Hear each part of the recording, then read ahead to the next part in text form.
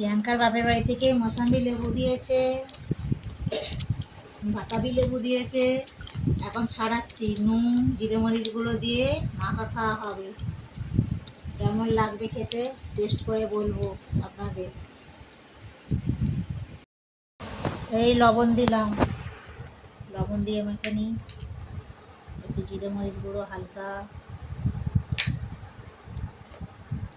কেমন লাগবে খেয়ে বলবো টেস্ট করে।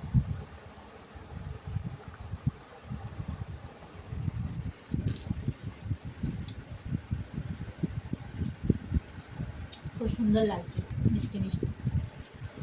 আপনারা অবশ্যই খাবেন, এটা লিভারের পক্ষে খুব উপকার। আর জন্ডিস হলে এই বাতাবি লেবু খাওয়া খুবই ভালো।